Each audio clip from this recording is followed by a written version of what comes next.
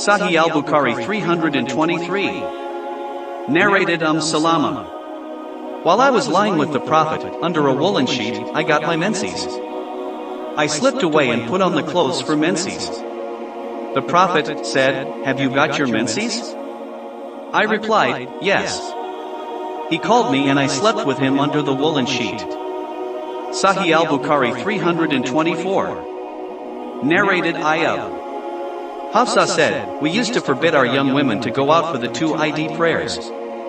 A woman came and stayed at the palace of Bani Khalaf, and she narrated about her sister whose husband took part in 12 holy battles along with the Prophet, and her sister was with her husband in 6 out of these 12.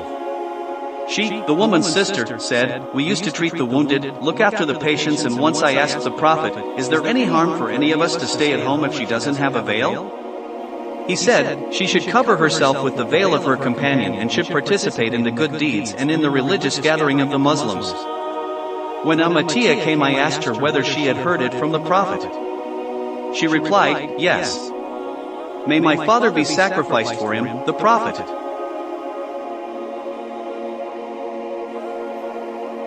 Whenever she mentioned the Prophet, she used to say, "May my father be sacrificed for him." I have heard the Prophet saying, "The unmarried young virgins and the mature girl who stay often screened, or the young unmarried virgins who often stay screened, and the menstruating women should come out and participate in the good deeds as well as the religious gathering of the faithful believers, but the menstruating women should keep away from the musalla, praying place."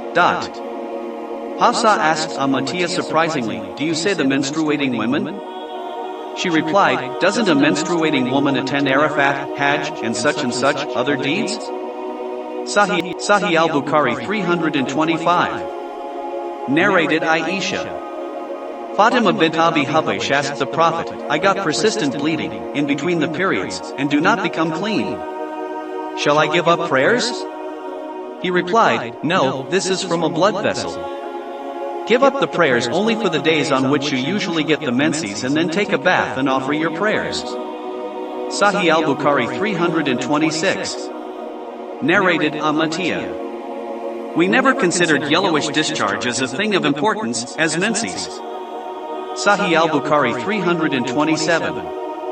Narrated Aisha. The wife of the Prophet, Habiba, got bleeding in between the periods for 7 years.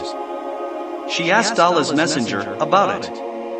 He ordered her to take a bath after the termination of actual periods, and added that it was from a blood vessel. So she used to take a bath for every prayer. Sahih al-Bukhari 328. Narrated Aisha. The wife of the Prophet, I told Allah's Messenger that Safiya bint Huey had got her menses. He said, "She will probably delay us. Did she perform tawaf, al-Afada, with you?" We replied, "Yes." On that the Prophet told her to depart. Sahih al-Bukhari 329-330. Narrated Ibn Abbas. A woman is allowed to leave, go back home, if she gets menses, after tawaf al-Afada. Ibn Umar formerly used to say that she should not leave, but later on I heard him saying, she may leave, since Allah's Messenger gave them the permission to leave, after tawaf al-Afada. Sahih al-Bukhari 331. Narrated Aisha. The Prophet said to me, "Give up the prayer when your menses begin, and when it has finished, wash the blood off your body, take a bath, and start praying."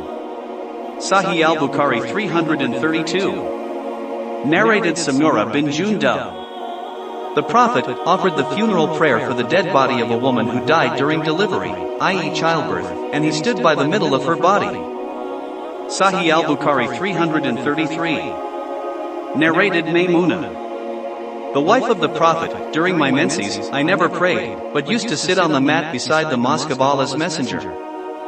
He used to offer the prayer on his sheet, and in prostration some of his clothes used to touch me.